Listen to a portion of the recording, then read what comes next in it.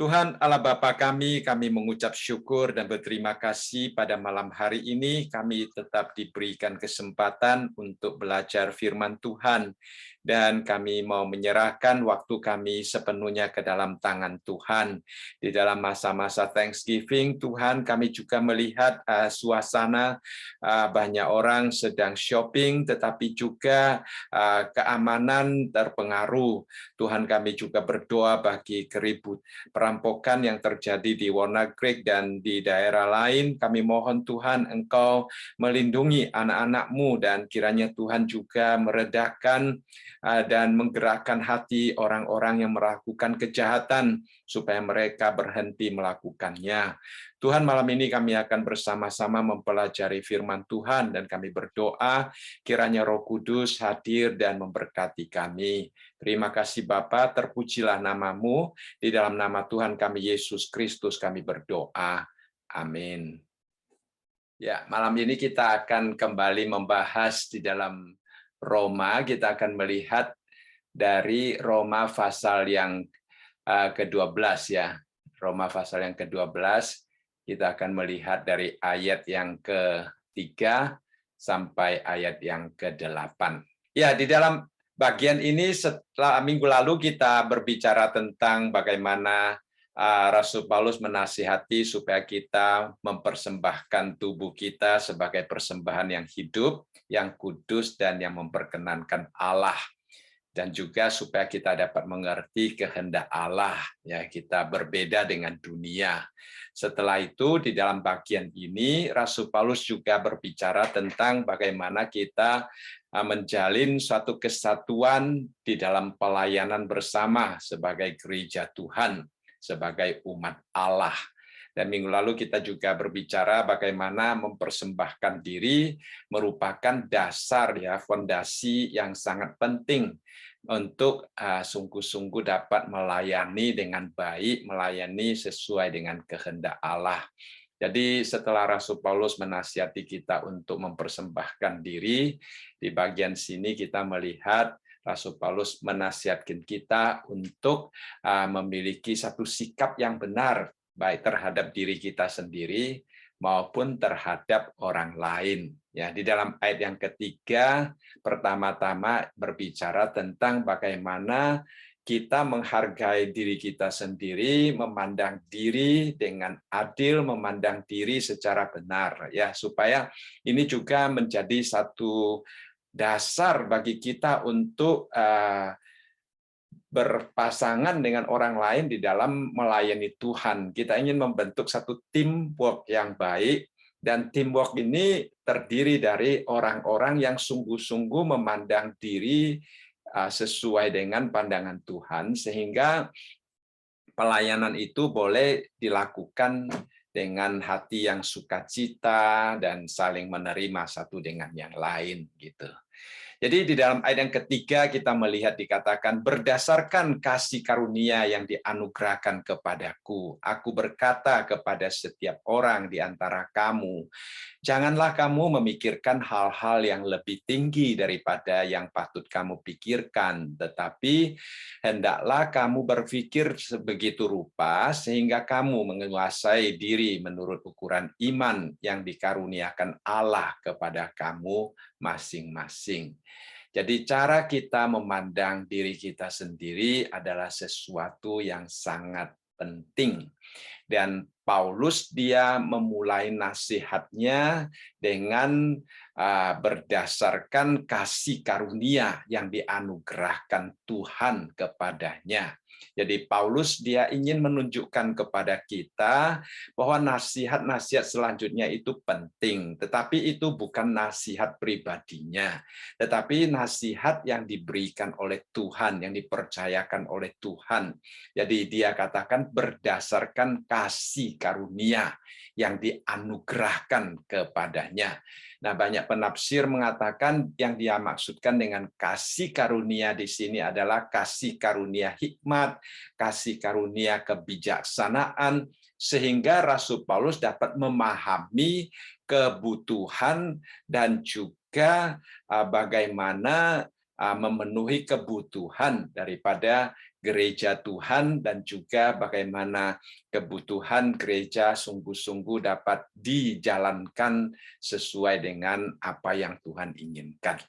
Lalu ada juga penafsir yang mengatakan yang dimaksudkan dengan kasih karunia di sini adalah kerasulan daripada Rasul Paulus. Dengan ini dia memiliki wewenang untuk mengucapkan nasihat-nasihat yang dia inginkan daripada umat Tuhan.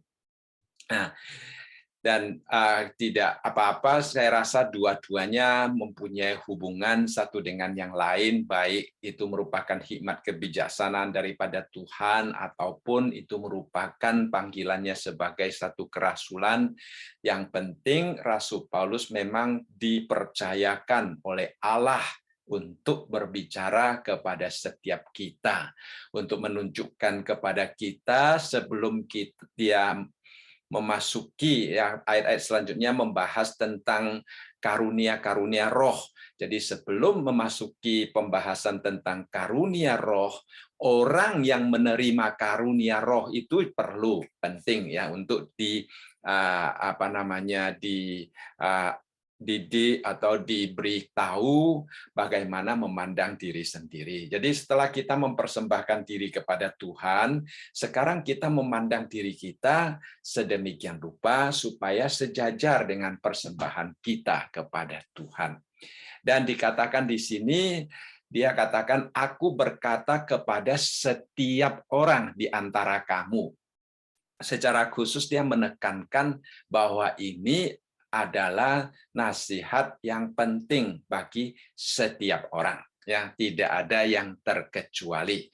Jadi ayat-ayat selanjutnya, apa yang dia ajarkan di dalam kalimat-kalimat selanjutnya itu berguna untuk setiap orang dan setiap umat Tuhan itu mempunyai tanggung jawab untuk melakukannya ya. Jadi itu adalah hal-hal yang sangat penting.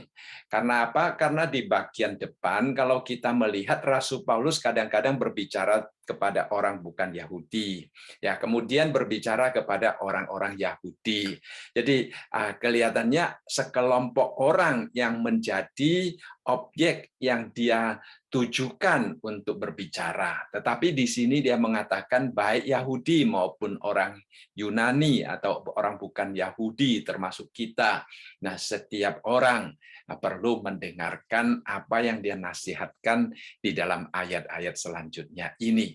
Dan kemudian isi daripada apa yang dia nasihatkan itu adalah janganlah kamu memikirkan hal-hal yang lebih tinggi daripada yang patut kamu pikirkan. Tetapi hendaklah kamu berpikir begitu rupa sehingga kamu menguasai diri menurut ukuran iman yang dikaruniakan Allah kepada kamu masing-masing. Jadi pertama-tama kita melihat Rasul Paulus mengatakan bahwa kita jangan memikirkan hal-hal yang lebih tinggi dari yang patut kita pikirkan. Jadi ada satu standar ya yang patut kita pikirkan. Kadang-kadang kita memikirkan diri terlalu tinggi, kita menjadi sombong, kadang-kadang kita memikirkan diri terlalu rendah, kita menjadi minder ya. Jadi Rasul Paulus di sini secara khusus menekankan jangan memikirkan hal-hal yang lebih tinggi daripada yang patut kita pikirkan. Nah, kelihatan ini adalah masalah setiap orang ya. Kita dilahirkan dalam keadaan berdosa dan masalah memikirkan diri melebihi sesuatu yang harus kita pikirkan. Dengan kata lain menyombongkan diri itu sudah berdarah daging di dalam diri setiap orang yang jatuh di dalam dosa. Sehingga setelah kita percaya kepada Tuhan, maka untuk menjadi orang yang rendah hati itu tidak akan terjadi dengan otomatis. Kita harus berjuang melawan sifat yang selalu mendorong kita untuk menonjolkan diri. Ya, sifat yang selalu mendorong kita untuk menyombongkan diri kita sendiri, sehingga Rasul Paulus di sini memberikan suatu nasihat.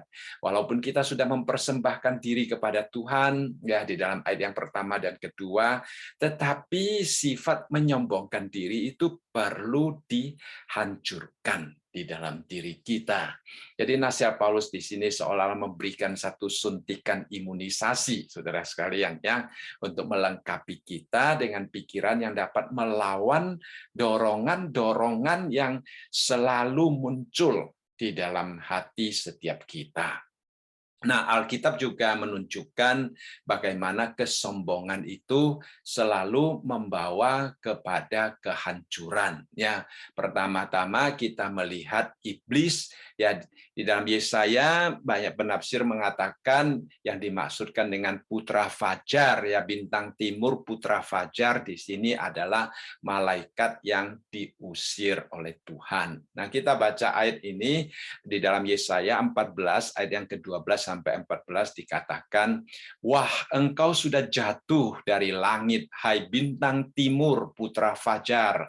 Engkau sudah dipecahkan dan jatuh ke bumi. Hai yang mengalahkan bangsa-bangsa, engkau yang tadinya berkata dalam hatimu, aku hendak naik ke langit, aku hendak mendirikan tahtaku mengatasi bintang-bintang Allah, dan aku hendak duduk di atas bukit pertemuan jauh di sebelah utara. Aku hendak naik mengatasi ketinggian awan-awan, hendak menyamai yang maha tinggi. Ya, nah kita melihat di sini dia ingin menyamai yang maha tinggi. Jadi itulah sebabnya dia dijatuhkan dari langit. Ya. Nah, kita melihat di sini adalah satu kesombongan yang menyebabkan kejatuhan. Setelah iblis sendiri mencoba untuk menyamai Allah, ya, yang maha tinggi, dia gagal setelah dia buang ke dalam dunia ini. Lalu kita melihat iblis mencoba untuk menggodai manusia. Ya, kita melihat di sini ini adalah satu perkataan yang disampaikan kepada Raja Tirus. Ya, memang ada sebagian orang mengatakan ayat ini juga berbicara tentang iblis, tetapi secara langsung memang Yehezkiel berbicara kepada Tirus. Ya, dia katakan engkau sombong karena kecantikanmu, hikmatmu kau musnahkan demi semarakmu, ke bumi kau kulempar. Ya. Nah, banyak orang mengatakan ke bumi dia dilempar, berarti dia tadinya berada sebagai malaikat bersama dengan Tuhan. Itulah sebabnya banyak orang mengatakan ini juga berbicara tentang iblis, tetapi secara langsung berbicara kepada Raja Tirus. Kepada raja-raja engkau kusrahkan menjadi tontonan bagi matanya. Jadi itu adalah satu kehancuran karena kesombongan, ya. Kemudian kita juga melihat Hawa, ya. Nah, iblis dia gagal untuk menyamai yang maha tinggi, akhirnya dia datang menggodai Hawa. Dia mengatakan kepada Hawa bahwa Hawa kalau makan buah terlarang, dia tidak akan mati, tetapi matanya akan terbuka menjadi seperti Allah. Dan sayangnya Hawa jatuh tergoda oleh dia. Hawa gagal untuk mengalahkan dorongan untuk menjadi seperti Allah. Akhirnya Hawa jatuh. Ya, kita melihat di situ adalah satu kejatuhan karena kesombongannya. Ya, lalu kita melihat juga di dalam Lukas. Ya, dalam Lukas tentang Petrus. Pada waktu di dalam percakapan murid-murid dengan Tuhan Yesus, salah satu percakapan antara Tuhan Yesus dengan Petrus, ya. Dan Tuhan Yesus berkata, Simon, Simon, lihat iblis telah menuntut untuk menampi kamu seperti gandum. Ya, kita tahu menampi gandum, ya. Tetapi aku telah berdoa untuk engkau supaya imanmu jangan gugur, dan engkau, jikalau engkau sudah insyaf, kuatkanlah saudara-saudaramu. Nah, seharusnya Simon rendah hati dan berterima kasih kepada Tuhan Yesus untuk doanya dan juga menjaga diri, ya, mengatakan ingin itu melawan tampian daripada si iblis. Tapi kelihatannya Simon tidak demikian. Ya, kita melihat di dalam ayat yang ketiga dikatakan, jawab Petrus, Tuhan, aku bersedia masuk penjara dan mati bersama-sama dengan Engkau.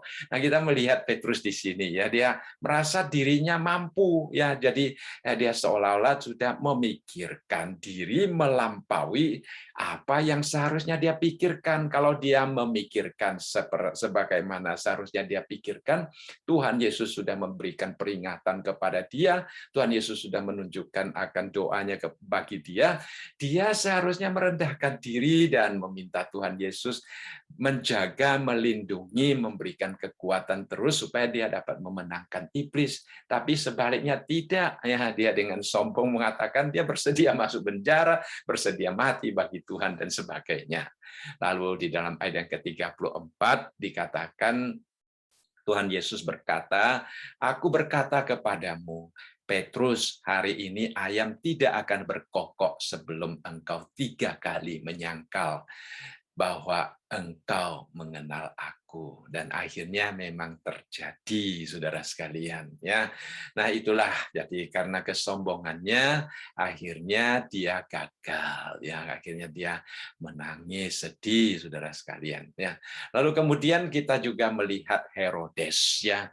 Herodes adalah seorang yang sangat berkuasa, dia menyombongkan diri di dalam Kisah Para Rasul 12 ayat yang ke-21 dan 23 dikatakan, dan pada suatu hari yang ditentukan Herodes mengenakan pakaian kerajaan lalu duduk di atas takhta dan berpidato kepada mereka, dan rakyatnya bersorak membalasnya, ini suara Allah dan bukan suara manusia. Wah, dia menjadi sangat bangga, ya, sangat sombong. Padahal dia adalah manusia, tetapi dia dipuji bahwa suaranya bukan suara manusia, tetapi suara Allah.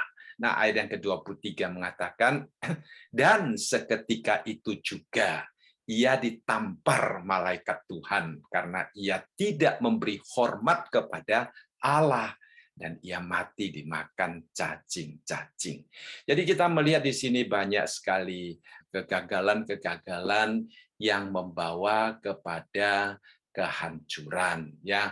Dan juga kalau kita melihat, ya, di dalam 1 Petrus pasal yang kelima, ayat yang kelima sampai ayat yang keenam, di situ dikatakan, demikian juga kamu, hai orang-orang muda, tunduklah kepada orang-orang yang tua. Kita melihat hari ini orang muda kadang-kadang tidak menghormati orang tua, ya. Kita juga melihat adanya terjadi diskriminasi atau kebencian terhadap suku bangsa tertentu sehingga anak-anak muda menyerang orang-orang tua dan sebagainya.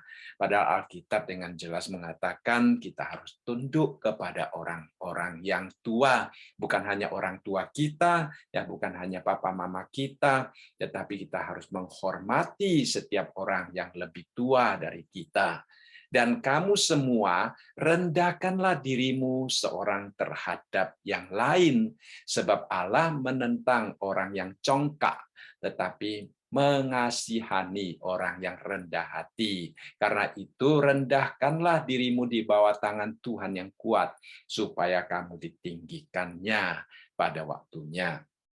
Jadi kalau kita menyombongkan diri, kalau kita memikirkan melebihi apa yang sepatutnya kita pikirkan, kita menempatkan diri sebagai orang yang ditentang, ya, dilawan oleh Tuhan. Nah, itu adalah satu pukulan, satu hal yang menyedihkan, satu hal yang membahayakan, bahkan satu hal yang menghancurkan, ya.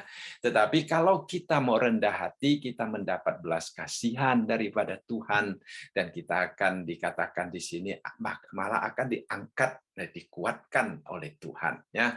Jadi itulah yang akan menjadi nasihat dorongan bagi kita supaya kita tidak menyombongkan diri ya.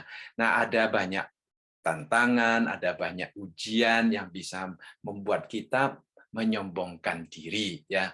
Jadi di dalam 1 Korintus juga Rasul Paulus di dalam pasal yang keempat ayat yang ketujuh ya, Rasul Paulus di sini mengatakan, sebab siapakah yang menganggap engkau begitu penting dan apakah yang engkau punyai yang tidak engkau terima. Nah, dan jika engkau memang menerimanya, mengapa engkau memegahkan diri seolah-olah engkau tidak menerimanya. Jadi Rasul Paulus dalam 1 Korintus pasal yang keempat ayat yang ketujuh mengingatkan kita bahwa segala sesuatu yang kita miliki itu datangnya daripada Tuhan. Jadi kita jangan menyombongkan diri, sebaliknya kita minta Tuhan menolong kita untuk menjadi penata layanan yang baik. Artinya mengurus apa yang Tuhan percayakan kepada kita. Ya, kalau Tuhan memberikan kekayaan misalnya kepada kita, kita tidak menganggap diri kita lebih baik daripada orang lain, tetapi kita minta Tuhan menolong kita memakai apa yang Tuhan percayakan kepada kita supaya dapat disalurkan kepada mereka yang membutuhkannya. Itu adalah sesuatu hal yang penting yang perlu kita pelajari ya. Nah, banyak orang juga berpikir bahwa dunia ini berputar terus, jadi kita tidak selamanya kaya, kadang-kadang kita juga membutuhkan bantuan orang lain.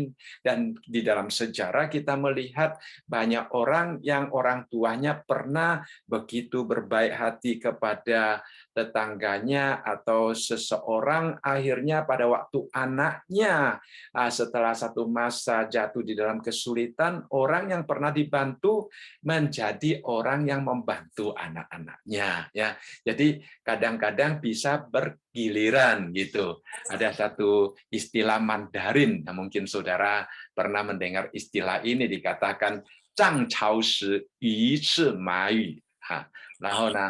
Tui Chao Shi Ma Yi Chi Yu. Ya, kalau diterjemahkan artinya kalau air pasang ya ikan memakan semut.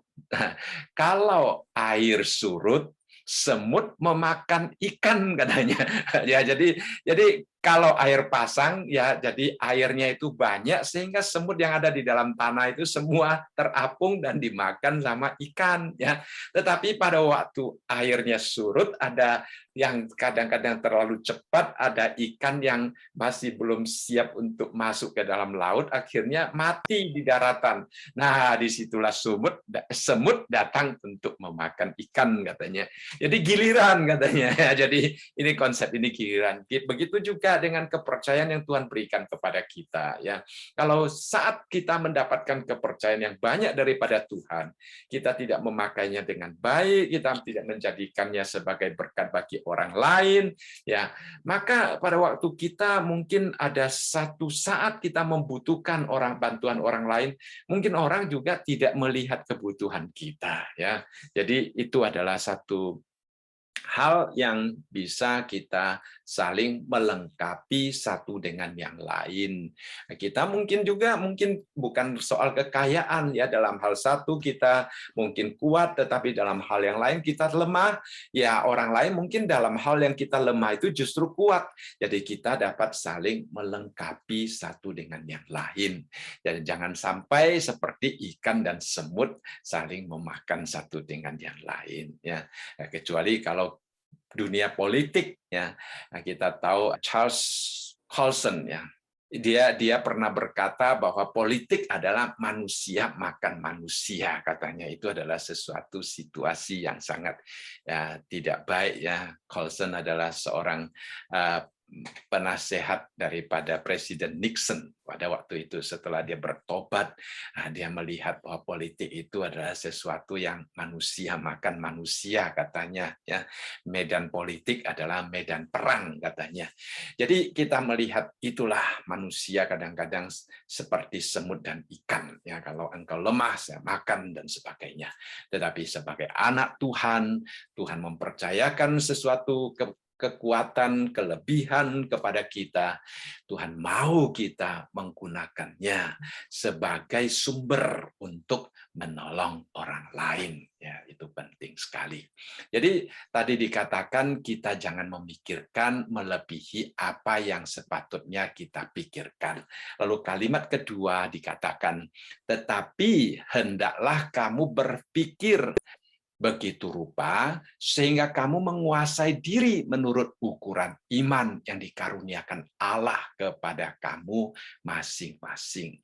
Jadi di sini dikatakan bahwa kita harus memikirkan sedemikian rupa sehingga kita dapat menguasai diri menurut ukuran iman. Nah, jadi kita harus memikirkan sesuatu yang menurut ukuran iman. Berarti di hadapan Tuhan ya tidak semua orang sama. Tuhan memberikan ukuran iman yang berbeda-beda, dan kalau kita dapat berpikir sedemikian rupa, dikatakan kita dapat menguasai diri kita dengan baik. Nah, itu menguasai diri saya rasa merupakan satu unsur yang sangat penting di dalam kita hidup bersama-sama, baik di dalam kerajaan Allah, di dalam gereja Tuhan, melayani bersama-sama. Ya, nah ukuran iman berarti iman kita mempunyai ukuran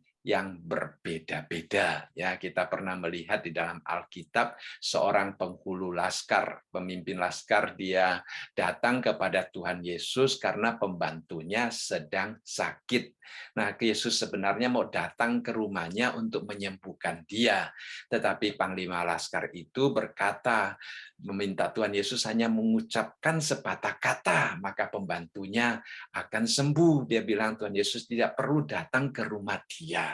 Jadi Tuhan Yesus melihat imannya yang begitu luar biasa. Ya, lalu Yesus berkata kepada dia, pulanglah dan jadilah kepadamu seperti yang engkau percayai. Ya, lalu sambil Yesus berpaling kepada murid-muridnya, Tuhan Yesus berkata kepada murid-muridnya, ya. Ini saya diingatkan tinggal 10 menit lagi. Jadi Tuhan Yesus berkata kepada murid-muridnya, sesungguhnya iman sebesar itu tidak pernah aku jumpai pada seseorang di antara orang Israel. Luar biasa ya. Jadi setiap orang mempunyai iman yang berbeda-beda. Rasul Paulus di dalam Matius waktu Petrus dia tuh berjalan di atas air di dalam Matius, Tuhan Yesus juga pernah menegur dia ya, padahal dia murid Tuhan Yesus. Tuhan Yesus di situ berkata kepada Petrus, ya, hai orang yang kurang percaya, mengapa engkau bimbang? Ya, jadi Petrus padahal dia adalah murid Tuhan Yesus, tapi pada akhirnya dia menjadi orang yang kelihatannya kurang percaya. Jadi kita melihat di sini bahwa menurut iman kita, kita perlu melihat ukuran iman kita. Menurut ukuran iman kita, itu merupakan kunci bagi kita untuk memikirkan diri kita sesuai dengan apa yang Tuhan inginkan. Ya, jadi kalau kita dapat melihat ukuran iman kita sendiri, maka kita juga dapat menempatkan diri kita sedemikian rupa, maka kita juga dapat menerima orang yang mungkin lebih lemah daripada kita juga dapat menolong mereka, dan kita juga dapat mendukung orang-orang yang lebih kuat daripada kita, ya, sehingga kerjasama menjadi lancar.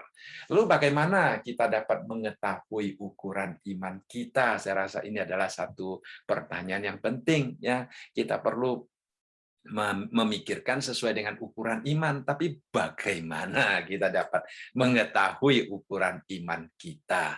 Nah, kita perhatikan di dalam ayat ini dikatakan, sehingga kamu menguasai diri menurut ukuran iman yang dikaruniakan Allah kepada kamu masing-masing. Jadi ukuran iman itu adalah sesuatu yang dikaruniakan oleh Allah. Nah, apa yang dikaruniakan sebenarnya adalah karunia yang Tuhan berikan kepada kita, ya. Karunia yang Tuhan berikan kepada kita itu yang dikaruniakan Allah kepada kita. Seperti kita lihat di dalam ayat yang keempat dimulai dengan istilah sebab. Ya, dikatakan di sini sebab sama seperti pada satu tubuh kita mempunyai banyak anggota, tetapi tidak semua anggota itu mempunyai tugas yang sama. Demikian juga kita, walaupun banyak, adalah satu tubuh dalam Kristus, tetapi kita masing-masing adalah anggota-anggota yang seorang terhadap yang lain.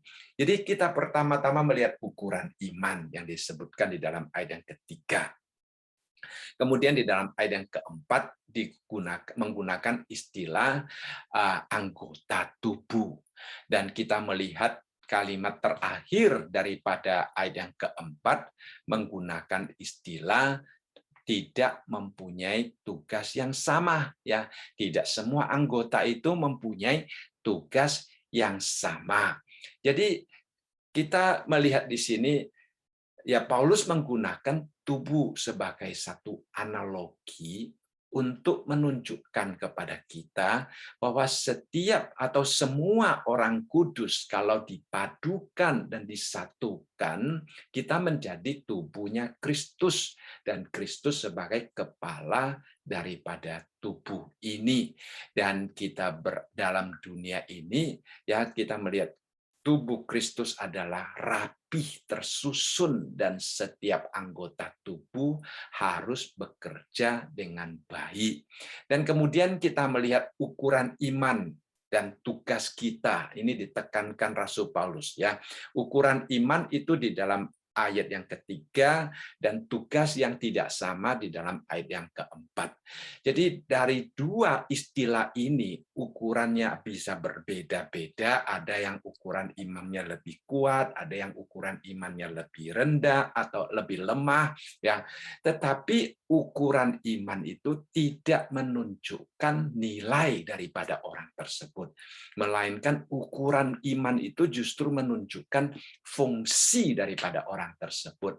Karena sesuai dengan ukuran iman kita juga, Allah mempercayakan karunia-karunia yang Tuhan inginkan agar supaya kita pakai untuk menguatkan tubuhnya. Ya, jadi karunia itu diperumpamakan di dalam ayat ini bagaikan anggota-anggota tubuh kita.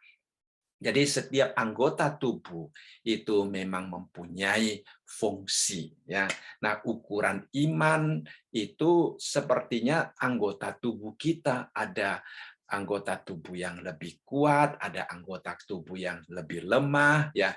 Ada anggota tubuh yang selalu ditampakkan, ada anggota tubuh yang tidak pernah disinggung oleh orang, tetapi supaya tubuh dapat berfungsi dengan baik, setiap anggota tubuh itu harus dipandang mempunyai nilai yang sama, harus dipandang mempunyai tugas yang berbeda. Nah, itu kalau kita bisa membedakan antara nilai daripada anggota tubuh itu dan tugas daripada anggota tubuh itu, maka kita akan dapat saling menghormati, saling menerima, saling melengkapi, saling menguatkan. Nah, seringkali yang terjadi adalah kalau kita mempunyai tugas yang lemah, maka kita kadang-kadang merasa kita lebih rendah daripada yang tugasnya kelihatannya lebih penting. Tidak, tugas itu tugas, nilai itu nilai, ya. Nilai itu tetap sama, tugasnya bisa tinggi rendah, ya. Jadi tugas yang tinggi rendah tidak mempengaruhi nilai. Nilai itu yang penting. Jadi kita melihat di sini, kalau kita dapat sungguh-sungguh menghargai diri kita, maka kita dapat memfungsikan tugas kita dengan baik, dengan sempurna, sehingga kita dapat menyenangkan Tuhan melalui tubuh kita. Ya, seperti dalam 1 Korintus pasal yang ke-12, ya, ayat yang ke-14 sampai ayat yang ke-16 di sini dikatakan karena tubuh tidak terdiri dari satu anggota tetapi atas banyak anggota. Andai kata kaki berkata karena aku bukan tangan, aku tidak termasuk tubuh. Jadi benarkah ia tidak termasuk tubuh? Dan andai kata telinga berkata, karena aku bukan mata, aku tidak termasuk tubuh. Jadi benarkah ia tidak termasuk tubuh? Ya, jawabannya tentang kita sudah tahu ya. Nah, saudara sekalian, jadi yang ingin Paulus tekankan di sini adalah supaya kesatuan kita di dalam Tuhan itu tetap terjalin dengan baik ya. Jadi walaupun fungsi kita berbeda seperti yang dikatakan di dalam ayat yang keempat itu, tetapi kesatuan kita saling keterikatan, saling melengkapi, itulah yang seharusnya kita tekankan di dalam kesatuan kita sebagai tubuh Kristus. Itu penting sekali ya. Lalu kemudian di dalam ayat yang kelima dikatakan demikianlah juga kita. Jadi dia akan menekankan bahwa kita sebagai anggota tubuh Kristus ya, di satu sisi kita tidak boleh menyombongkan diri di dalam kita menerima karunia yang Tuhan percayakan, di dalam Tuhan menempatkan kita di dalam posisi tertentu. Kita melihat tubuh kita ya, ada tangan yang ditempatkan di tempat tangan, mata ditempatkan di tempat mata, ya telinga ditempatkan di tempat telinga. Jadi semua sama ya ditempatkan di satu tempat yang sama. Jadi itulah kita sebagai orang Kristen ya, itu harus saling menyatukan satu dengan yang lain, jangan saling menyombongkan diri atau saling tidak menerima satu dengan yang lain. Yang rugi adalah diri kita sendiri ya. Nah, dulu saya pernah mendengar satu cerita ya, gigi suatu hari gigit pada lidah, lalu lidah itu marah sekali dan lidah itu berkata, ya satu hari saya akan lihat bahwa kamu walaupun sekarang begitu keras, begitu jahat terhadap saya, satu hari kamu semua akan lepas lebih cepat. Lidah bilang, walaupun saya selalu dianiaya katanya, kadang-kadang digigit ya, tetapi saya akan hidup lebih panjang daripada kamu katanya. Itu adalah satu lelucon ya, satu cerita humor.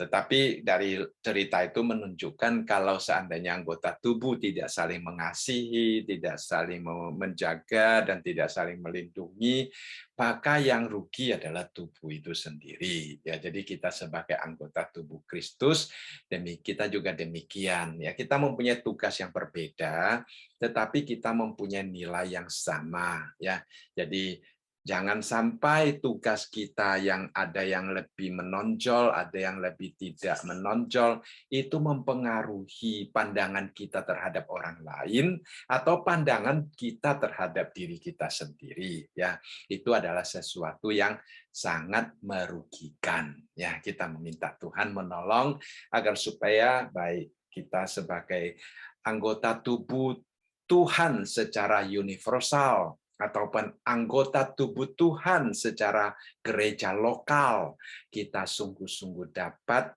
bersatu dengan anggota tubuh yang lain, bekerja sama untuk saling membangun kerajaan Tuhan. Nah, bagaimana kita dapat bekerja sama untuk saling mendukung satu dengan yang lain supaya kita dapat membangun kerajaan Tuhan di dalam ayat yang ke-6 sampai ayat yang ke-8. Di situ Rasul Paulus menuliskan ada 7 karunia ya. Ada 7 karunia yang disebutkan di sini untuk menolong kita melihat bahwa kita dapat saling melengkapi satu dengan yang lain. Nah, karunia yang pertama di sini disebutkan adalah karunia bernubuat. Karunia yang kedua melayani, yang ketiga mengajar, yang keempat menasihati, yang kelima membagi-bagi sesuatu, yang keenam memberi pimpinan, dan yang ketujuh menunjukkan kemurahan. Ya, yang pertama-tama kita melihat di sini karunia-karunia yang Tuhan berikan itu merupakan kepercayaan yang Tuhan berikan kepada kita. Seorang penafsir yang bernama Matthew Henry, dia berkata bahwa kita dianugerahkan karunia rohani adalah suatu penyerahan otoritas dan pelengkapan untuk melakukan pelayanan. Jadi pada waktu Tuhan memberikan kita karunia, Tuhan juga di dalam karunia itu memberikan kepada kita otoritas dan kemampuan, kesanggupan untuk melakukan pelayanan-pelayanan yang Tuhan percayakan kepada kita.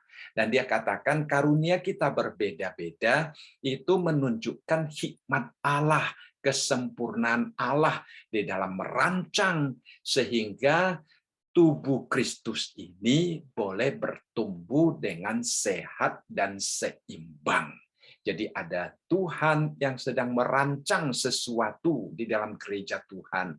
Dan di dalam rancangannya itu dia menaruh karunia-karunia yang berbeda di dalam tiap-tiap orang secara berbeda. Jadi kita melihat ini adalah satu hikmat Allah yang begitu luar biasa yang telah Tuhan nyatakan kepada kita. Baik, pertama-tama kita melihat di sini dikatakan adalah karunia bernubuat. Ya, kalau kita melihat karunia bernubuat juga kita temukan di dalam 1 Korintus pasal yang ke-12 ayat yang ke-10 ya.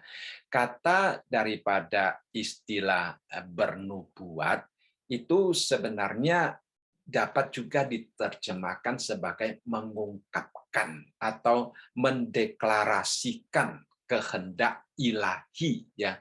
Jadi menerjemahkan tujuan Allah atau mengungkapkan kebenaran Allah yang ditunjukkannya untuk memberikan pengaruh-pengaruh atau nasihat-nasihat kepada setiap orang yang mendengarkannya. Nah, banyak orang salah menafsir, selalu menganggap bahwa karunia bernubuat adalah suatu karunia untuk meramalkan masa depan. Ya, sehingga kadang-kadang kita melihat ada orang yang berkata bahwa mereka mempunyai pesan baru dari Tuhan, pesan khusus dari Tuhan. Saudara, kita harus sangat berhati-hati terhadap orang yang demikian. Kalau dia datang dan berkata, saya tadi malam mendapat mimpi dari Tuhan, Tuhan ingin saya katakan sesuatu kepada kamu. Ya, nah itu hati-hati. Kalau dia mengatakan tadi malam saya bermimpi sesuatu, nah itu lain ya. Tetapi kalau dia mengatakan tadi malam Tuhan datang dan memberi saya mimpi, nah itu lain. Dan hari ini banyak orang mau memberitahukan kepada kita bahwa Tuhan memberi dia mimpi dan dia ingin memberitahukan kepada kita harus bagaimana, harus bagaimana, harus bagaimana. Nah, kita harus sangat berhati-hati ya, kita harus sangat berhati-hati.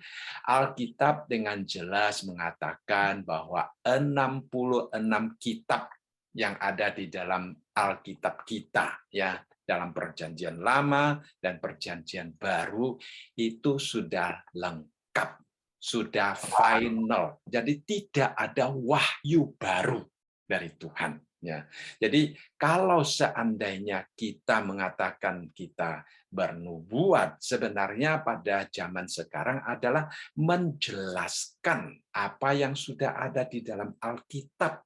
Tidak boleh ada sesuatu yang kita jelaskan yang bertentangan dengan apa yang Tuhan ajarkan. Ya, itu penting sekali.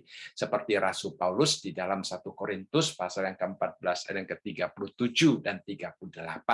Dia katakan, jika seorang menganggap dirinya nabi atau orang yang mendapat karunia rohani, ia harus sadar bahwa apa yang kukatakan kepadamu adalah perintah Tuhan. Tetapi jika ia tidak mengindahkannya, janganlah kamu mengindahkan dia. Jadi kalau sampai ada orang yang datang, dia mengatakan dia mendapatkan wahyu yang baru, tetapi tidak sejajar, tidak sesuai dengan firman Tuhan, ya kita dikatakan Rasul Paulus, kita jangan mengindahkan orang yang demikian. Jadi karunia bernubuat pada hari ini sebenarnya adalah karunia untuk menjelaskan apa yang sudah Tuhan wahyukan kepada kita di dalam Alkitabnya, 66 buku yang sudah final, yang sudah lengkap. Nah, kita akan lihat karunia yang kedua, ya.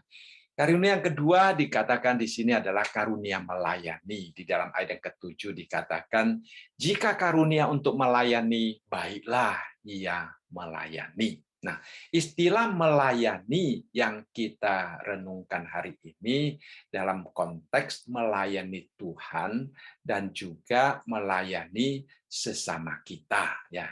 Jadi kalau di dalam bahasa Inggris diterjemahkan sebagai ministry, ya, bukan service, ya. Jadi yang dimaksudkan di sini melayani adalah suatu pekerjaan yang Tuhan serahkan kepada kita untuk kita lakukan di hadapan Tuhan untuk memuliakan Tuhan. Jadi Roh Kudus memberikan kekuatan dan kemampuan yang demikian karena kita menerima kepercayaan daripada Tuhan dan kita perlu menyelesaikan kepercayaan yang Tuhan berikan kepada kita, maka Tuhan memberikan karunia kepada kita untuk melakukannya, ya. Jadi yang dimaksudkan dengan pelayanan di sini adalah bahwa kita melakukan pekerjaan Tuhan, ya. Dalam terjemahan lain juga disebutkan seperti diakonia, ya, artinya kita mau melakukan sesuatu untuk membantu orang-orang yang memerlukan bantuan, walaupun nanti karunia membagi-bagikan sesuatu juga ada berdiri sendiri, ya. Ini pelayanan merupakan sesuatu yang lebih luas dan ada juga yang lebih fokus kepada hal-hal tertentu. Nah, jadi kita melakukan pelayanan, ada orang kalau mempunyai karunia melayani, dia akan memberikan suatu teladan yang lebih jelas, ya, lebih kelihatan di dalam apa yang dia lakukan untuk Tuhan, ya, apa yang dia lakukan untuk Tuhan. Jadi kita mohon Tuhan menolong kita mengerti pelayanan apa yang Tuhan percayakan kepada kita supaya kita dapat melakukannya untuk memuliakan Tuhan. Baik, karunia yang ketiga yang kita lihat di sini adalah karunia mengajar. Di dalam ayat yang ke-7 bagian B dikatakan, jika karunia untuk mengajar, baiklah kita mengajar, ya. Nah, gereja kita tahu adalah tubuh Kristus. Nah, tubuh Kristus juga seperti satu keluarga. Kadang-kadang gereja juga diumpamakan seperti satu keluarga. Jadi mengajar sebenarnya mempunyai level-level tertentu yang sangat dibutuhkan di dalam gereja, ya. Ada yang mungkin menjadi pendeta. Kalau di gereja besar biasanya ada pendeta khusus untuk mengajar, pendeta yang khusus untuk menggembalakan juga ada, pendeta khusus untuk pemerhati juga ada, ya. Dilakukan sesuai dengan karunia yang berbeda-beda. Nah, kalau gereja kita kecil mungkin kita satu pendeta, sehingga kadang-kadang kita meminta pendeta itu harus mempunyai semua karunia, saudara sekalian, ya. Nah, ada orang mengatakan sebenarnya melayani di gereja kecil lebih sulit daripada melayani di gereja besar, karena di gereja besar kadang-kadang pendetanya sudah ada yang sesuai dengan karunianya sehingga dia melakukannya mungkin lebih gampang bagi dia karena memang itu karunianya, gitu, ya. Jadi ada pendeta mengajar, ya, ada pendeta pemerhati, jadi bagi-bagi. Jadi kita melihat di sini juga demikian dikatakan ada orang yang mengajar. Nah, juga ada misalnya guru sekolah minggu yang sangat berpengaruh di dalam masa depan gereja, ya, karena anak-anak nantinya akan menjadi tulang punggung gereja. Nah, kalau sekolah minggu tidak kuat, kalau guru-guru sekolah minggu anak-anak tidak kuat, maka anak-anak itu tidak mendapatkan pembinaan yang secukupnya dan dia tidak akan bertumbuh dengan satu panggilan yang kuat, ya, dan satu misi yang kuat untuk gereja Tuhan. Dan itu juga sangat berpengaruh. Jadi sekolah minggu juga merupakan guru-guru sekolah minggu juga merupakan orang-orang yang sangat penting di dalam membina jemaat Tuhan. Ya, jadi maka Tuhan memberikan karunia mengajar. Ya, jadi ada beberapa karakteristik. Saya baca seseorang menulis, saya pikir ini baik, saya ambil, saya ingin men-sharingkan kepada saudara sekalian. Dikatakan beberapa karakteristik ya daripada seorang yang mempunyai karunia mengajar. Dikatakan yang pertama, dia sangat terorganisir, ya dari baik di dalam percakapan maupun di dalam suatu situasi yang format. Kita juga akan melihat orang-orang itu sangat terorganisir, ya dia mengajar dengan sangat baik, ya. Nah, kadang-kadang kita melihat ada orang yang mempunyai karunia pengetahuan, tetapi dia tidak mempunyai karunia mengajar. Ya, waktu saya sekolah di Singapura, ada seorang dosen tamu, dia adalah penulis buku yang sangat luar biasa.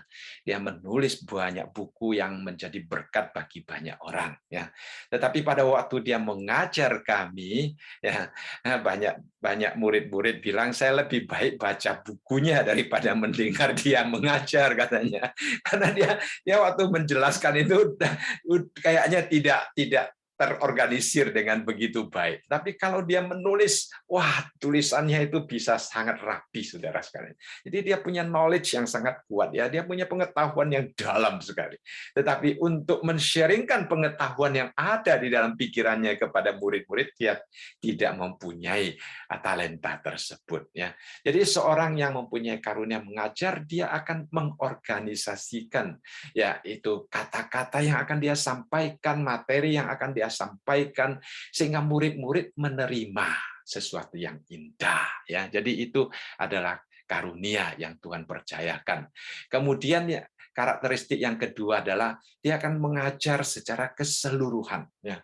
Dia tidak akan loncat sana, loncat sini, ambil sedikit sini, ambil sedikit sana, tetapi sistematis dan menyeluruh, ya, itu penting. Lalu yang ketiga, dia adalah orang yang dapat dipercaya bahwa dia adalah orang yang akurat. Artinya dia sungguh-sungguh mengetahui kebenaran, dia sungguh-sungguh mempelajari kebenaran, dia sungguh-sungguh mencari sumber informasi itu, sampai dia merasa dia dapat percaya bahwa sesuatu yang ingin dia sampaikan itu benar, baru dia sampaikan. Ya. Nah, kadang-kadang kita kalau mengutip kata-kata orang lain, kita harus hati-hati karena kita jangan sampai menjadi orang yang menyampaikan sejenis gosip kepada orang lain sebelum kita mencari sumber yang benar, gitu ya. Jadi begitu juga kalau kita mengajar, kalau kita membaca buku seseorang, dia mengatakan, oh, bahasa Inggrisnya begini, bahasa aslinya begini. Nah, kalau kita tidak mencoba untuk belajar sedikit bahasa aslinya, lalu kita hanya mengutip apa yang dia katakan bahasa aslinya sebenarnya begini, padahal bahasa aslinya tidak menjelaskan demikian, nah itu juga sesuatu yang tidak akurat. Jadi seorang kalau mempunyai karunia mengajar, dia akan mempelajari dengan begitu setia, sehingga apa yang dia sampaikan adalah sesuatu informasi yang solid, yang benar, yang akurat. Ya, jadi itu penting. Dan ciri khas yang keempat, dikatakan bahwa seorang yang memiliki karunia mengajar adalah seorang yang suka belajar. Nah, itu penting, ya. Kalau seorang yang suka belajar, dia akan menjadi seorang yang mengajar dengan baik. Jadi kalau dia tidak belajar dengan baik, dia tidak akan menjadi guru yang baik, ya. Nah, kalau di dalam banyak gereja ada satu masa mendorong untuk mengadakan sekolah minggu dewasa. Nah, salah satu moto mereka adalah jemaat kalau bukan pelajar, dia adalah pengajar. Ya, jadi kita antara belajar dan mengajar, gitu ya. Jadi itu penting sekali. Dan kemudian yang kelima, ya, karakteristik daripada seorang yang memiliki karunia mengajar adalah dia akan berorientasi pada Alkitab. Dia tidak akan menyimpang daripada apa yang diajarkan oleh firman Tuhan. Dia akan merasa sangat bertanggung jawab kepada kebenaran firman Allah, dan dia akan mengizinkan Roh Kudus untuk mengarahkan kemampuannya untuk sungguh-sungguh menggali firman Tuhan secara mendalam, tetapi menyampaikannya dengan cara supaya jemaat dapat mengertinya.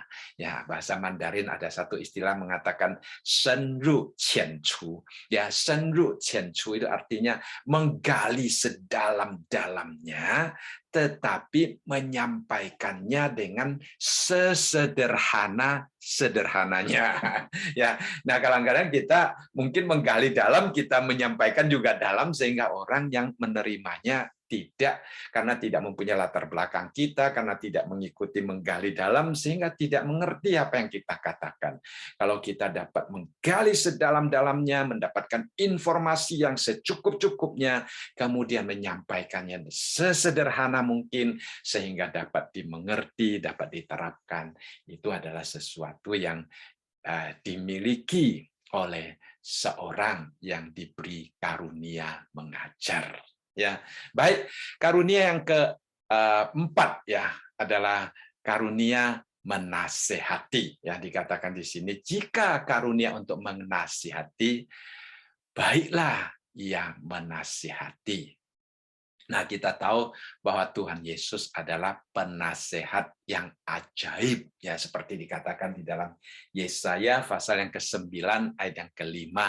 Dikatakan di sini, seorang anak akan lahir untuk kita, seorang putra telah diberikan untuk kita, lambang pemerintahan ada di atas bahunya, dan namanya disebutkan orang penasehat ajaib, Allah yang perkasa, Bapa yang kekal, Raja damai. Ya, jadi Tuhan Yesus dia adalah penasehat yang ajaib.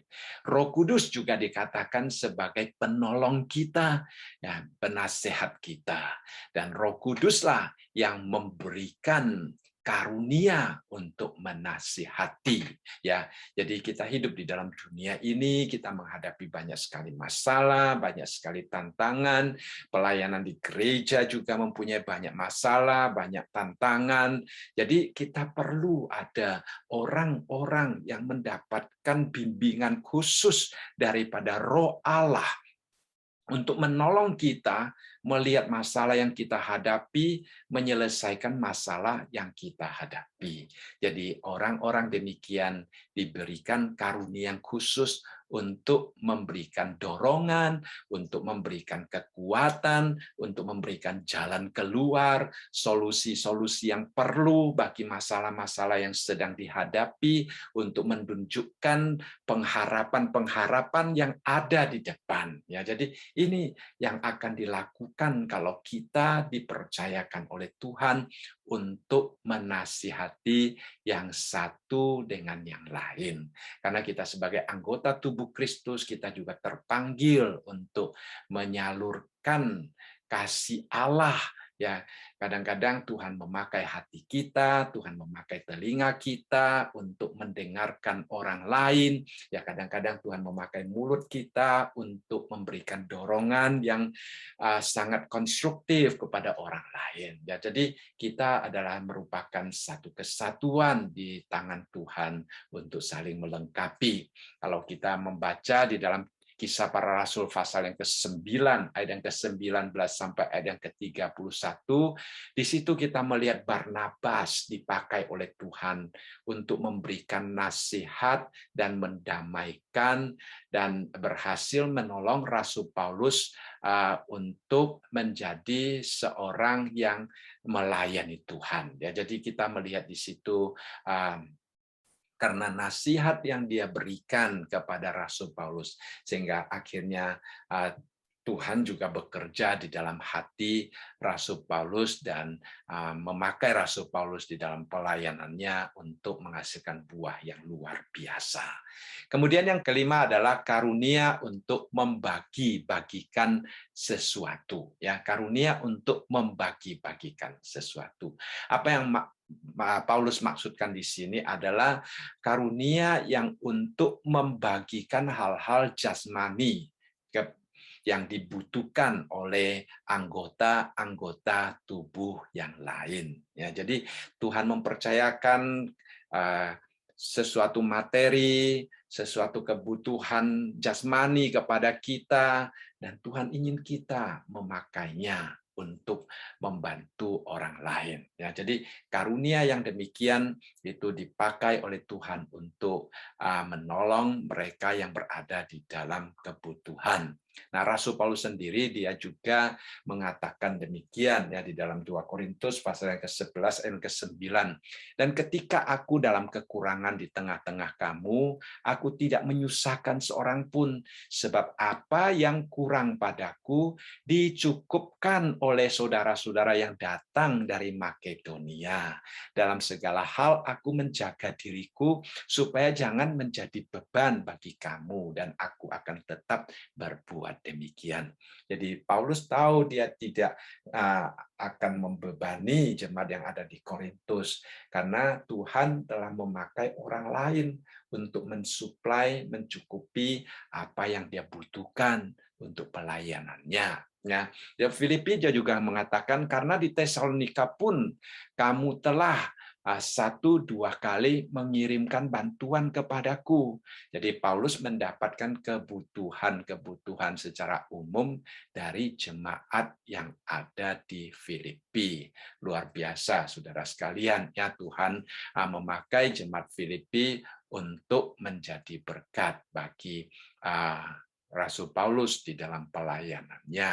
Nah, kita juga melihat kadang-kadang ya karunia membagi-bagikan sesuatu, ada seorang menjelaskan dengan sangat baik. Dia mengatakan sebenarnya karunia membagi-bagikan sesuatu itu merupakan kerjasama antara Tuhan dengan manusia. Tuhan mempunyai sumber yang tidak terbatas, tetapi manusia sangat terbatas. Nah, kalau manusia mengandalkan dirinya sendiri untuk membagi-bagikan sesuatu kepada orang lain, dia akan sangat terbatas. Dia mungkin tidak mampu untuk melakukannya. Tetapi Tuhan itu tidak terbatas. Pada waktu Tuhan memberikan karunia membagi-bagi kepada manusia, berarti manusia bekerja sama dengan Tuhan untuk menyalurkan apa yang Tuhan percayakan.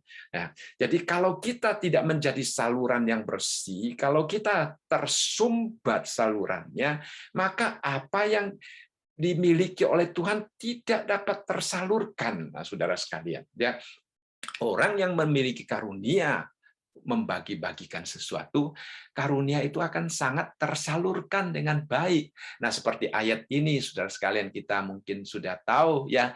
Jadi Elia pada waktu masa kesulitan, masa kelaparan, dia datang ke rumah seorang janda, minta roti daripada janda itu. Nah, saudara, kita melihat di sini janda itu berkata apa? Janda itu berkata, demi Tuhan Allahmu yang hidup, sesungguhnya tidak ada roti padaku sedikit pun. Wah, saudara sekalian ya, dia sudah tadi orang itu mengatakan bahwa manusia itu terbatas, Tuhan itu sempurna ya. Tuhan itu tidak terbatas, Tuhan mempunyai sumber yang luar biasa. Nah, kalau kita melihat diri kita sendiri untuk melayani, kita tidak mampu melayani, kita tidak mampu melakukan apa-apa.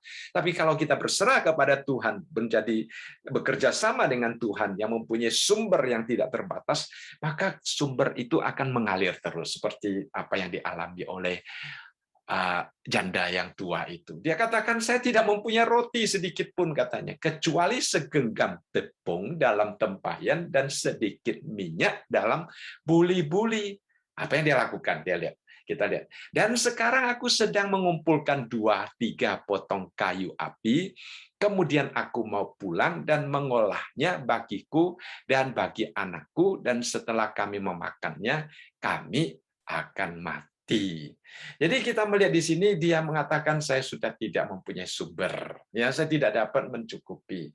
Tetapi Nabi itu berkata kalau kita baca seluruh pasal kita melihat bahwa Nabi itu berkata meminta dia itu memberikan kepada Nabi itu terlebih dahulu. Mungkin kalau kita tidak membaca hasilnya kita akan berpikir Elia ini kok jahat sekali ya. Masa janda itu sudah tidak punya sumber ya sudah seharusnya dikasihani malah diminta supaya kasih dia duluan. Tetapi karena Elia mempunyai iman kepada Tuhan dan dia tahu Tuhan itu adalah sumber daripada segala sesuatu, akhirnya dia meminta janda itu memberikan kepada dia terlebih dahulu.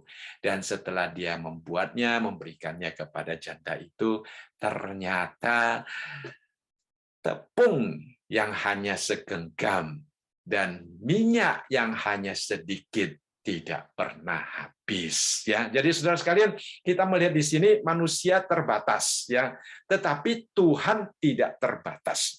Dan kalau kita bekerja sama dengan Tuhan, ketidakterbatasan sumber dari Tuhan itu akan terus mengalir di dalam hidup kita. Sehingga kita pada akhirnya menoleh ke belakang dan melihat, wah, saya sebenarnya tidak mampu, tetapi Tuhan memampukan saya untuk melakukan pelayanan yang sungguh luar biasa. Nah, inilah karunia yang Tuhan percayakan. Ya.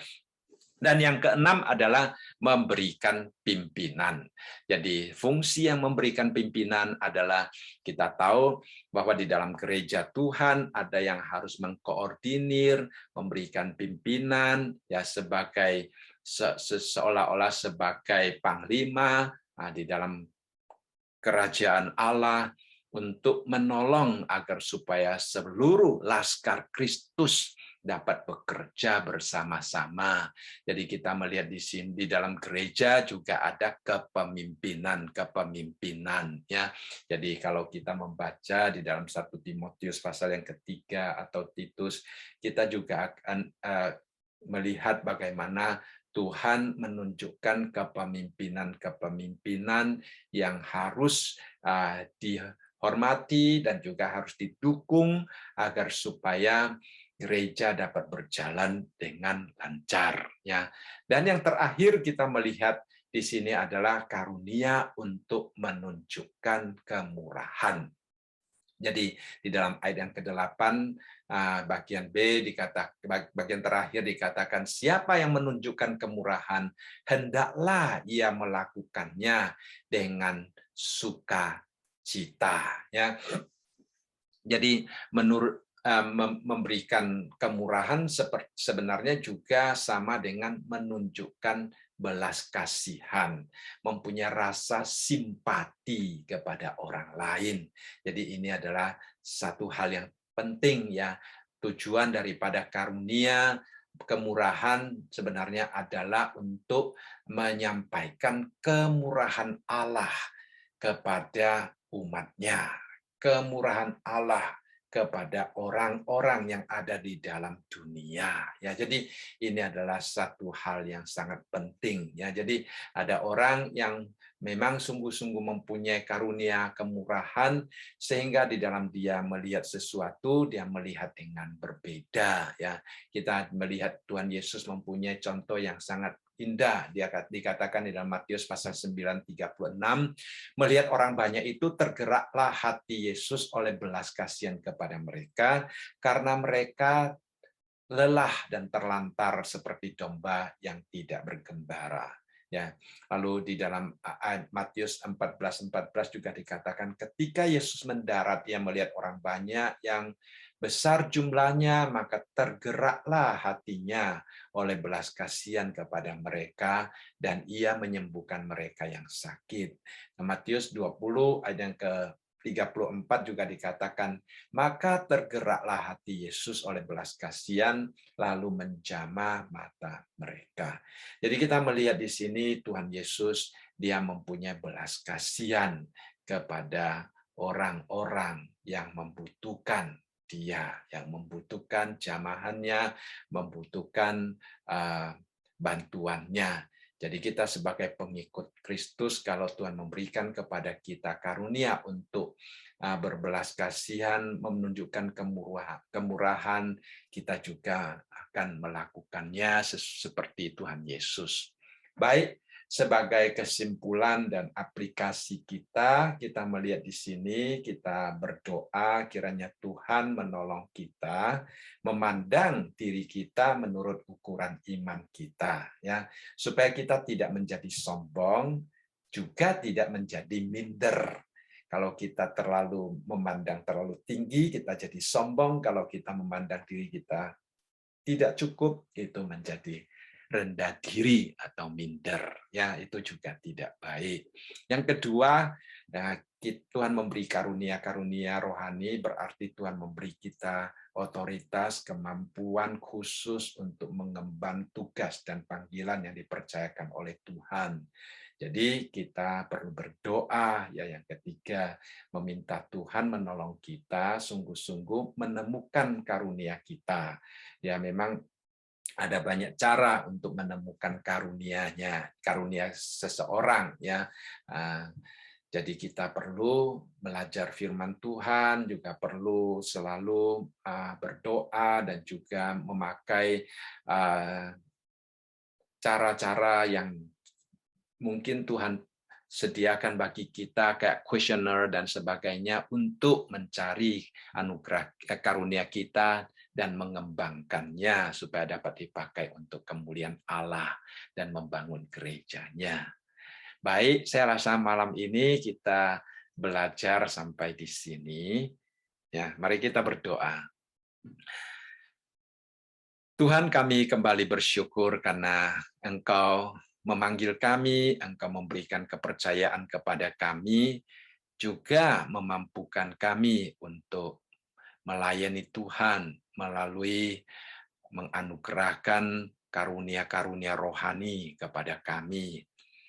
Tuhan, kami rindu agar supaya kami dapat mengenal karunia kami masing-masing, kami juga dapat menggunakannya sesuai dengan kehendak Tuhan, supaya sungguh-sungguh kami dapat saling melengkapi satu dengan yang lain sebagai tubuh Kristus, sebagai anggota-anggota rumah Tuhan untuk memperluas kerajaan Tuhan. Tuhan tolong kami dan berkati kami supaya setiap kami dapat berfungsi sebagaimana mestinya sehingga tubuh Kristus boleh menjadi sehat selalu. Terpujilah namamu Bapa, di dalam nama Tuhan Yesus kami berdoa. Amin. Ya, Tuhan berkati.